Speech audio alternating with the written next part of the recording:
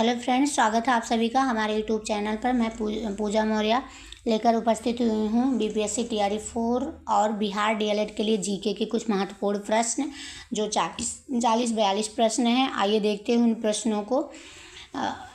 नीति आयोग किस प्रकार की संस्था है? नीति आयोग किस प्रकार की संस्था है? पहला ऑप्शन है संवैधानिक, दूसरा है कानूनी, तीसरा है गैर संवैधानिक एवं सलाहकार निकाय, चौथा है आर्थिक। नीति आयोग किस प्रकार की संस्था है? गैर संवैधानिक और सलाहकार निकाय है। इसका राइट आंसर क्या हो जाएगा? सी। इसकी स्थापना कब हुई थी?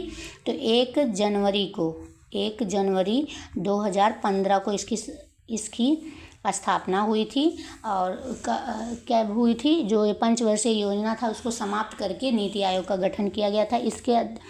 इसके जो चेयरमैन हैं वो कौन से हैं? जो कोई भी प्रधानमंत्री बनेगा वही इसके चेयरमैन होंगे। 1 जनवरी 2015 को इसके चेयरमैन पीएम मोदी थे। वर्तमान में वाइस चेयरमैन कौन है? सुमन के बेरी। कौन है? सुमन के बेरी हैं। नेक्स्ट क्वेश्चन है, काली मिट्टी कहाँ पाई जाती है? काली मिट्टी कहाँ पाई जाती है? पहला ऑप्शन है झारखंड, दूसरा महाराष्ट्र, तीसरा पश्चिम बंगाल, चौथा अरुणाचल प्रदेश। काली मिट्टी कहाँ पाई जाती है? तो काली मिट्टी महाराष्ट्र में पाई जाती है। कहाँ पाई जाती है? महाराष्ट्र में पाई जाती है। और अरुणाचल प्रदेश की राजधानी क्या है? अरुणाचल प्रदेश की राजधानी है ईटानगर। और पश्चिम बंगाल की राजधानी क्या है? कोलकाता है।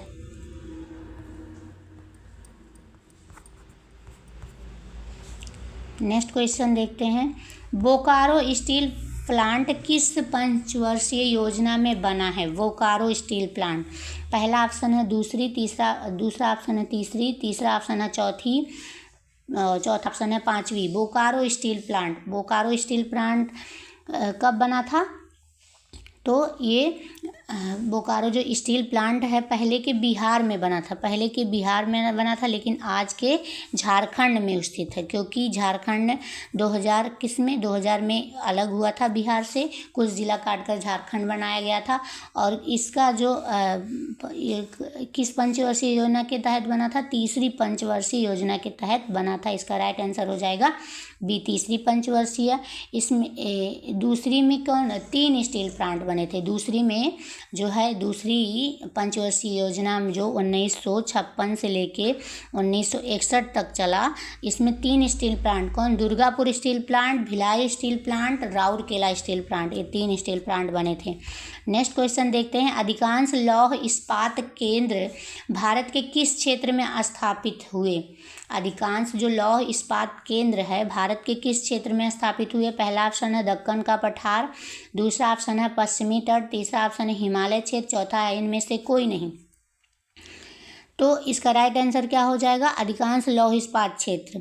तो लौह इस्पात जो क्षेत्र है, हिमालयी क्षेत्र बोल रहा है, पश्चिमी क्षेत्र, दक्कन का पठार, पूर्वी क्षेत्र, मतलब भारत के पूर्वी क्षेत्र में बना था। तो इसमें से क्या हो जाएगा? इनमें से कोई नहीं। इसका राइट आंसर क्या हो जाएगा? डी। नेक्स्ट क्वेश्चन देखते हैं, निम्न में से किसे नवीन जलोढ़ मिट्टी कहा जाता है? नई जलोढ़ मिट्टी। पहला ऑप्शन है खादर, दूसरा ऑप्शन है बांगर, तीसरा ऑप्शन है रेगुर, चौथा ऑप्शन है इनमें से सभी। तो नवीन जलोढ़ मिट्टी कैसे बनती है? जैसे पेड़ पौधे कट जाते हैं तो मृदा बारिश के समय में या नदियों के बहाव से मृदा का अपरदन हो जाता है। मृदा का जब बहाव हो जाता है तो जहाँ पे इकट्ठे होते हैं मृदा, वहाँ पे क्या होता है? जमाव जो हो जाता है, तो उसी को कहते हैं नवीन जलोढ़ मिट्टी। और नवीन जलोढ़ मिट्टी खादर होती है। क्या होती है? खादर होती है। पुरानी जलोढ़ मिट्टी क्या कहलाती है? बांगर कहलाती है। पुरानी जो जलोढ़ मिट्टी है उसको बांगर कहते हैं। रेगुर किसको कहते हैं? रेगुर काली मिट्टी को कहते हैं। कपास के लिए और मूंगफली के लिए बहुत ही जो लाभदायक होता है रेगुर मिट्टी, बहुत ही उत्पादित करता है। नेक्स्ट क्वेश्चन है, किस भाग में मैंग्रोव वन सबसे अधिक पाया जाता है? किस भाग में मैंग्रोव वन सबसे अधिक पाया जाता है? पहला ऑप्शन है पूर्वोत्तर राज्य, दूसरा ऑप्शन है सुंदरबन, तीसरा ऑप्शन है पश्चिमी तट, चौथा ऑप्शन है अंडमान निकोबार द्वीप समूह। किस भाग में मैंग्रोव वन क्या होते हैं? जहाँ पे नमी ज़्यादा होती है, खारापन जहाँ हो जाता है, तो ये कहाँ पे पाए जाते हैं? सबसे ज़्यादा सुंदरवन में पाए जाते हैं। जैसे सुंदरवन कहाँ पर स्थित है? तो पश्चिम बंगाल के सुंदरवन में मैंग्रोव वन सबसे अधिक पाए जाते हैं। नेक्स्ट क्वेश्चन है, निम्नलिखित में से कौन भारत में सर्वाधिक चाय निर्यातक पत्तन है? निम्नलिखित में से कौन भारत में सर्वाधिक चाय निर्यातक पत्तन है? पहला ऑप्शन है कोच्चि, दूसरा ऑप्शन है कोलकाता, तीसरा ऑप्शन है पारादीप, चौथा ऑप्शन है मुंबई। तो निम्नलिखित में से कौन भारत में सर्वाधिक चाय निर्यातक पत्तन है? तो पत्तन का मतलब बंदरगाह जहाँ से आयात निर्यात होता है। तो कौन सा होगा? इसका राइट आंसर हो जाएगा मतलब सबसे ज़्यादा चाय का उत्पादक कहाँ होता है? असम में होता है। असम इसमें से किसके नज़दीक है? तो इसका राइट आंसर हो जाएगा कोलकाता। इसका राइट आंसर क्या हो जाएगा? कोलकाता। नेक्स्ट क्वेश्चन है, निम्न में से कौन सूती वस्त्र उत्पादक में अग्रणी है? सूती वस्त्र उत्पादक कहाँ पे होता है? पहला ऑप्शन है कोलकाता, दूसरा नागपुर, तीसरा मुंबई, चौथा सूरत। तो सबसे ज़्यादा सूती वस्त्र उत्पादन कहाँ होता है? तो भारत के सभी राज्यों में सबसे ज़्यादा सूती वस्त्र उत्पादक कौन सा है? महाराष्ट्र है। कौन सा है? महाराष्ट्र है। इसमें तो महाराष्ट्र दिया नहीं है। दूसरे नंबर पे क्या है? दूसरे नंबर पे है वो गुजरात। दूसरे नंबर के क्या है? गुजरात है। दूसरे नंबर पे गुजरात है। तो गुजरात में क्या स्थित है? गुजरात में क्या स्थित है? इसका राइट आंसर क्या हो जाएगा? इसका राइट आंसर हो जाएगा महाराष्ट्र। महाराष्ट्र के अकॉर्डिंग क्या हो जाएगा? मुंबई। इसका आंसर क्या हो जाएगा? सी हो जाएगा, मुंबई हो जाएगा। और अगर महाराष्ट्र ना दिया होता, मुंबई ना दिया होता तो क्या होता? सूरत होता। नेक्स्ट क्वेश्चन है, संविधान की 12वीं अनुसूची का संबंध किससे है? संविधान की 12वीं सूची का संबंध किससे है? पहला ऑप्शन है नगर पालिका का क्षेत्र, दूसरा ऑप्शन है नगर निगम के आय का स्रोत, तीसरा ऑप्शन है राज्य के नीति निर्देशक तत्व, चौथा ऑप्शन है मौलिक अधिकार। जो 12वीं अनुसूची है ये क्या होता है? 12वीं अनुसूची में तो ये नगर पालिका का क्षेत्र है। नगर पालिका का क्षेत्र है जो 74वें संविधान संशोधन 1993 में जोड़ा गया। और 74वें संविधान संशोधन कब पारित हुआ था? 1992 में आया था। कब पारित हुआ था? 1992 में आया था और 1993 में जोड़ा गया। नेक्स्ट क्वेश्चन देखते हैं, हिंदी के अलावा अन्य कितनी भाषाओं को संविधान द्वारा अनुसूचित भाषा के रूप में मान्यता प्राप्त है? हिंदी के अलावा और कितनी भाषाओं को अनुसूचित भाषा के रूप में मान्यता प्राप्त है? पहला ऑप्शन है 20, दूसरा ऑप्शन है 21, तीसरा ऑप्शन है 18, चौथा ऑप्शन है 19। तो हिंदी के अलावा पूछा रहा है। संविधान की 8वीं जो अनुसूची में है कितनी भाषा हैं? 8वीं अनुसूची में 22 भाषा हैं। कितनी भाषा हैं? 22 भाषा हैं। और इसमें तो हिंदी भी तो शामिल है, हिंदी शामिल है, यानी कि 22 में से अगर एक निकाल देंगे कितना बचेगा? 21। तो इसका राइट आंसर क्या हो जाएगा? बी हो जाएगा। इसका राइट आंसर बी। अगर पूछा जाए कि मूल संविधान में कितनी भाषा है, तो मूल संविधान में 14 भाषा है जी, और बाद में 8 भाषा जोड़ी गई। मूल संविधान में कितनी भाषा है? 14 भाषा है। नेक्स्ट क्वेश्चन देखते हैं, राजनीतिक दलों की नींव सर्वप्रथम किस देश में पड़ी? राजनीतिक दलों की नींव सर्वप्रथम किस देश में पड़ी? पहला ऑप्शन है ब्रिटेन, दूसरा ऑप्शन है भारत, तीसरा ऑप्शन है फ्रांस, चौथा ऑप्शन है संयुक्त राज्य अमेरिका। तो किस देश में पड़ी? तो राजनीतिक दलों की सर्वप्रथम नींव किस देश में पड़ी? ब्रिटेन में पड़ी। और इसके तुरंत बाद किस में पड़ी? अमेरिका। अगर ब्रिटेन ना दिया रहे तो अमेरिका लगाना। नेक्स्ट क्वेश्चन है, नर्मदा घाटी परियोजना का संबंध किन राज्यों से है? पहला ऑप्शन है गुजरात, राजस्थान, उत्तर प्रदेश, दूसरा ऑप्शन है महाराष्ट्र, गोवा, कर्नाटक, तीसरा ऑप्शन है गुजरात, महाराष्ट्र, मध्य प्रदेश, चौथा ऑप्शन है महाराष्ट्र, मध्य प्रदेश, छत्तीसगढ़। तो कह रहा है इसमें नर्मदा घाटी परियोजना मतलब का संबंध किन राज्यों से है? तो नर्मदा घाटी का जो परियोजना है ये कैसे है? गुजरात, महाराष्ट्र और मध्य प्रदेश से। इसका राइट आंसर क्या हो जाएगा? सी हो जाएगा। और नर्मदा घाटी की लंबाई कितनी है? 1312 किलोमीटर है। 1312 किलोमीटर है। और इसका यह जो है डेल्टा का निर्माण नहीं करता। नर्मदा घाटी परियोजना डेल्टा का निर्माण नहीं करता है। नेक्स्ट क्वेश्चन है वेस्ट इंडीज संघ की स्थापना कब हुई थी? वेस्ट इंडीज संघ की स्थापना कब हुई थी? पहला ऑप्शन है 1950 में, दूसरा ऑप्शन है 1958 में, तीसरा ऑप्शन है 1973 में, चौथा ऑप्शन है 1999 में।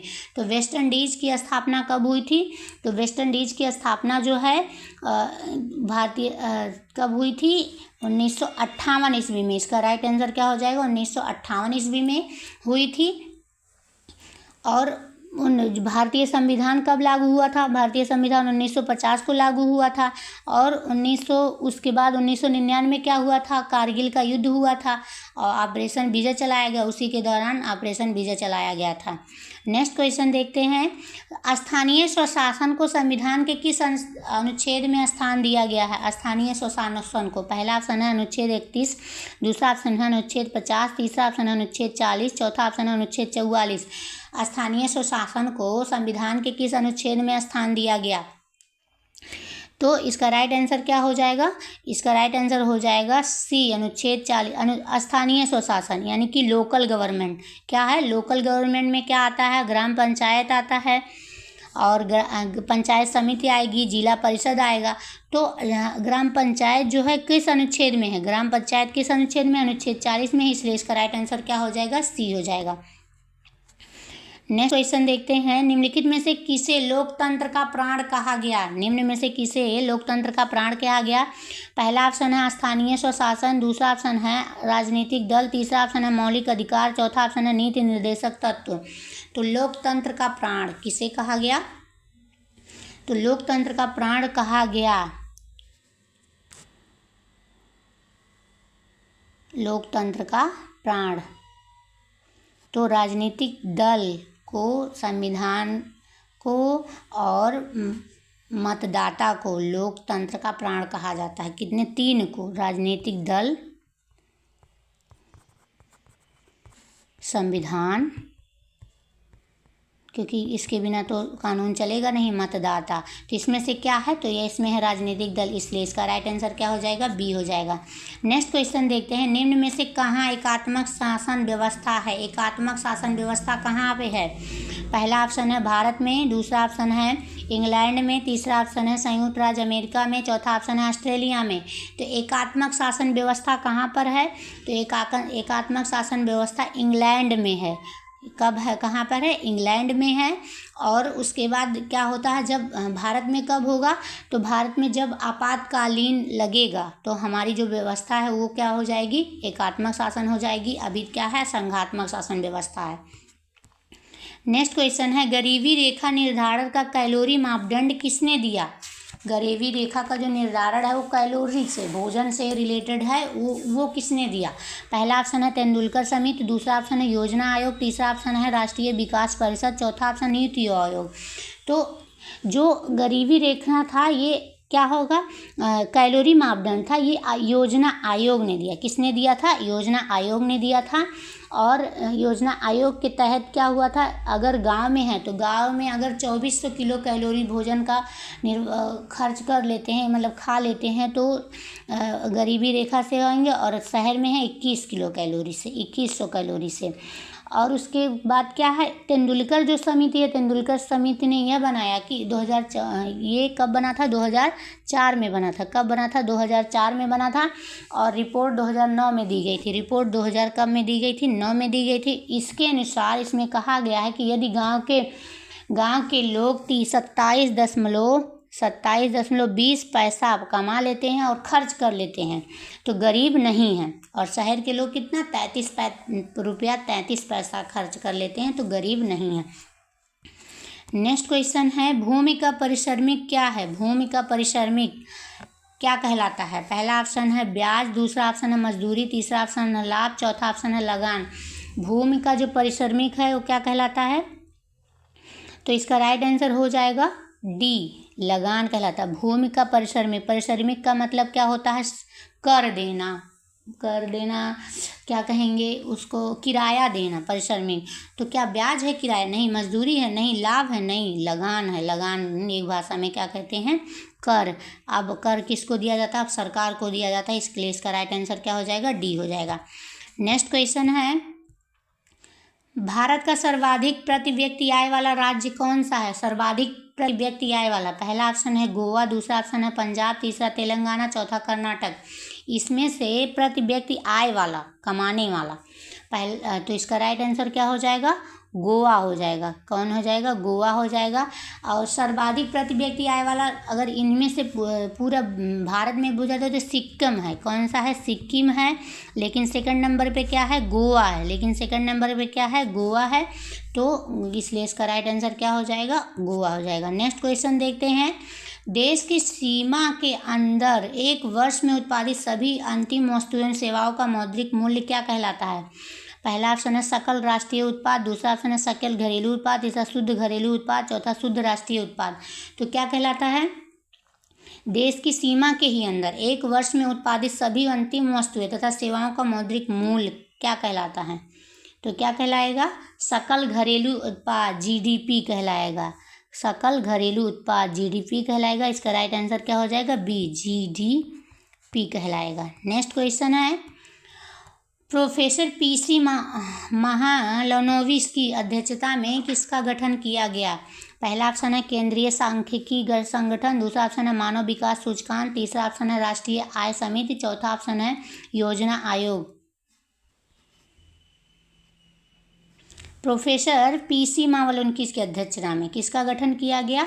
तो किसका गठन किया गया था? राष्ट्रीय आय समिति का गठन किया गया। कब किया गया? 1949 को किया गया। कब किया गया? 1949 को किया गया।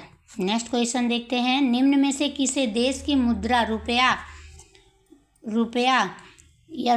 है? किस देश की मुद्रा रुपया इनमें से? पहला ऑप्शन है भारत, दूसरा नेपाल, तीसरा पाकिस्तान, चौथा इनमें से सभी। तो किस देश की मुद्रा रुपया है? भारत की भी है, नेपाल की भी है, पाकिस्तान का भी है। इसका राइट आंसर क्या हो जाएगा? इनमें से सभी देश की मुद्रा क्या है? रुपया है।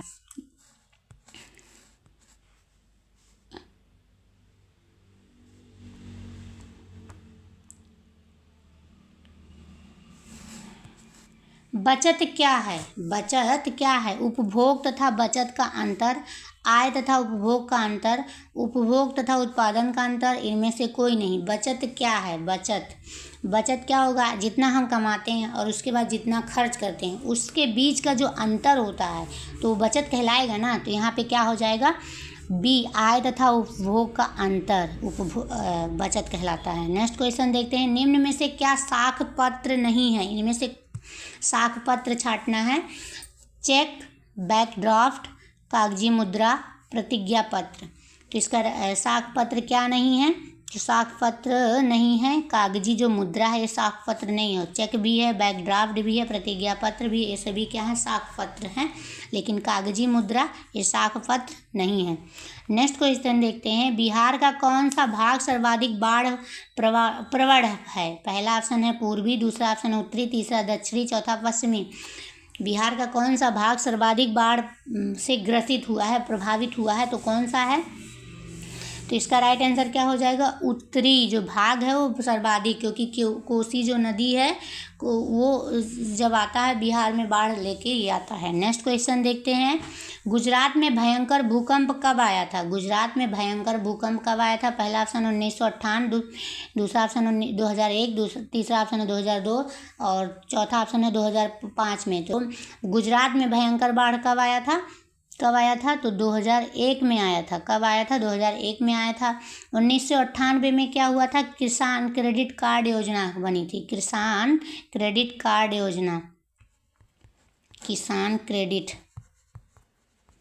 कार्ड योजना बनी थी। 2005 में क्या हुआ था? नरेगा हुआ था और 2006 से शुरू हुआ था। नरेगा अधिनियम आया था और 2006 से शुरू हुआ था। नेक्स्ट क्वेश्चन देखते हैं। भूमिगत जल संग्रही गिरावट रोकने के लिए कौन योजना चलाई गई? पहला ऑप्शन है वर्षा जल संग्रही, दूसरा ऑप्शन है वाटर शेड मैनेजमेंट, तीसरा ऑप्शन है ड्रिप सिंचाई, चौथा इनमें से सभी ने।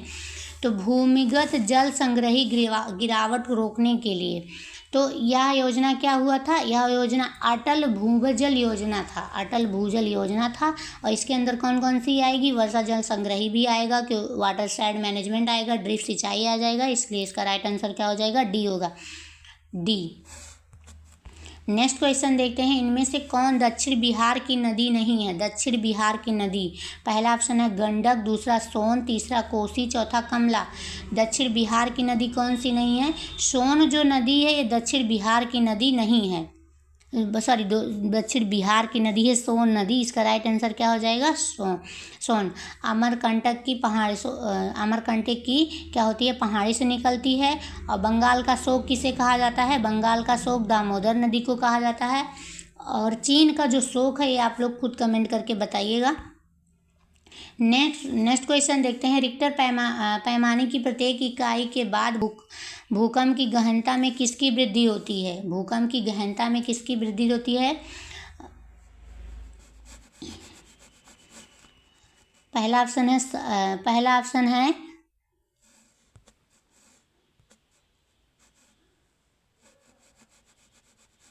5 गुना, दूसरा ऑप्शन है 7 गुना, तीसरा ऑप्शन है 10 गुना, चौथा ऑप्शन है 15 गुना। रिएक्टर पैमाने की प्रत्येक इकाई के बाद भूकंप की गहनता में कितनी वृद्धि होती है? तो इसका राइट आंसर क्या हो जाएगा? 10 गुना। कितनी? 10 गुना हो जाएगा सी। और भूकंप की जो तीव्रता है किससे? रिक्टर पैमाने पे नापते हैं। किस पर? रिक्टर पैमाने पर। और उसका यंत्र जो क्या कहलाता है? सिस्मोग्राफ कहलाता है। क्या कहलाता है? सिस्मोग्राफ। भूकंप की तीव्रता मापने के लिए सिस्मोग्राफ कहलाता है। नेक्स्ट क्वेश्चन देखते हैं, भारत का 22वां राज्य कौन बना? 22वां राज्य भारत का कौन सा बना? पहला ऑप्शन है गोवा, दूसरा ऑप्शन है मिजोरम, तीसरा सिक्किम, चौथा मणिपुर। तो 22वां राज्य बना सिक्किम। कब बना? 1975 में बना। कब बना? 1975 में बना। और 36वां संविधान संशोधन के तहत बना। 36वां संविधान संशोधन के तहत बना। नेक्स्ट क्वेश्चन देखते हैं, 1974 के जन संघर्ष को किस नाम से जाना जाता है? 1974 के जंग संघर्ष को, पहला ऑप्शन है हरित क्रांति, दूसरा संपूर्ण क्रांति, तीसरा इंद्रधनुषीय क्रांति, चौथा श्वेत क्रांति। तो किस क्रांति के रूप में जाना जाता है 1974 के? तो इसका राइट आंसर क्या हो जाएगा? संपूर्ण जो क्रांति है, इसका राइट आंसर हो जाएगा संपूर्ण क्रांति। और इंद्रधनुषीय क्रांति किससे संबंधित है? कृषि नीति से संबंधित है। कब आया था? 2002 में आया था। नेक्स्ट क्वेश्चन देखते हैं, मुद्रा, बैंकिंग, संचार जैसे मामले किस सूची में रखे गए हैं? पहला ऑप्शन है संघ सूची, दूसरा ऑप्शन है राज्य सूची, तीसरा ऑप्शन समवर्ती सूची, चौथा इनमें से सभी। तो मुद्रा होगा, बैंकिंग हुआ, संचार हुआ, ये कौन से सूची में आएंगे? तो इसका राइट आंसर क्या हो जाएगा? संघ सूची, क्योंकि ये केंद्र सरकार के हैं तो इसलिए राइट आंसर संघ सूची हो जाएगा। यूरोपियन सभ्यता का पालना किसे कहा जाता है? यूरोपियन सभ्यता का सामना, पहला ऑप्शन है यूनान, दूसरा पुर्तगाल, तीसरा इंग्लैंड, चौथा पोलैंड। यूरोपीय सभ्यता का जो पालना है किसे कहा जाता है? तो इसका आंसर हो जाएगा ए, यूनान को कहा जाता है। और इसे ग्रीस भी कहा जाता है। क्या कहा जाता है? ग्रीस भी। रूस की संसद को क्या कहते हैं? रूस की संसद को, पहला ऑप्शन है डायट, दूसरा ऑप्शन है संसद, तीसरा ड्यूमा, चौथा सीनेट। रूस की संसद को क्या कहते हैं? रूस की संसद को ड्यूमा कहते हैं। और डायट किसे कहते हैं? जापान की संसद को। डायट किसे कहते हैं? जापान की संसद को। संसद, भारत के संसद को संसद कहा जाता है। और सीनेट किसके संसद को कहते हैं? अमेरिका के संसद को सीनेट कहा जाता है। नेक्स्ट, भारतीय कम्युनिस्ट पार्टी की स्थापना कहाँ हुई थी? पहला ऑप्शन है लखनऊ, दूसरा ऑप्शन है बर्लिन, तीसरा ऑप्शन है दिल्ली, चौथा कानपुर नगर। भारतीय कम्युनिस्ट पार्टी की स्थापना कहाँ हुई थी? तो इसका राइट आंसर क्या हो जाएगा? कानपुर नगर में हुई थी। कहाँ हुआ था? कानपुर नगर में हुई थी। कब हुई थी? 26 दिसंबर 1925 को हुई थी। नेक्स्ट है, टोकिंग फ्री स्कूल कहाँ स्थापित किया गया है? पहला ऑप्शन है कंबोडिया, दूसरा ऑप्शन है फ्रांस, तीसरा लाओस, चौथा वियतनाम। टोकिंग फ्री स्कूल कहाँ स्थापित किया गया? टोकिंग। तो इसका राइट आंसर क्या हो जाएगा? वियतनाम में किया गया। नेक्स्ट क्वेश्चन देखते हैं, इल्बर्ट बिल किस के शासनकाल में पारित हुआ था? पहला ऑप्शन है लॉर्ड लिटन, दूसरा ऑप्शन है लॉर्ड रिपन, तीसरा लॉर्ड डलहौजी, चौथा लॉर्ड कर्जन। तो इल्बर्ट जो बिल है ये कब पारित हुआ था? फरवरी 1883 में पारित हुआ था।